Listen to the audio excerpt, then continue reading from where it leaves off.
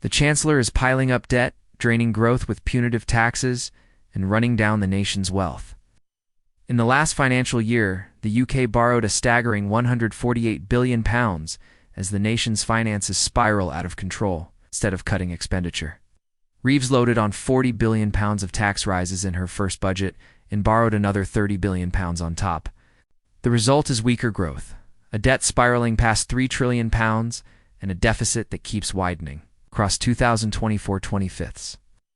The fiscal deficit rose from 4.8% to 5.3% of GDP. Taxes already swallow 37.7% of national income, post-war high, and will climb even higher after her next budget. With Labour MPs blocking any meaningful spending restraint, the outcome is clear. Taxes will soar, growth will slow, and borrowing will climb and climb. We're heading for a fiscal and social disaster. One country is already there to show us what that looks like: Scotland. Scotland's finances, revealed last week in the Government Expenditure and Revenue Scotland report, are in a deplorable state. The country's deficit widened to 11.6% of GDP in 2024-25, more than double the UK figure. Strip out North Sea oil and gas revenues, and it's 14.3%. Spending jumped 5.6% to £117.6 billion, while revenues grew just 1.5% to £91.4 billion. Officials admitted Scottish revenue is growing more slowly, and Scottish expenditure growing more quickly than the UK. Scottish taxpayers already pay higher income rates than those in England, and the government spends around £2,700 more per head than the UK average.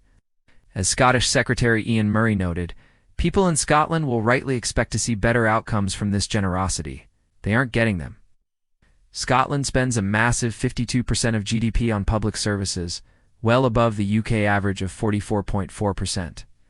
Yet the outcomes are worse.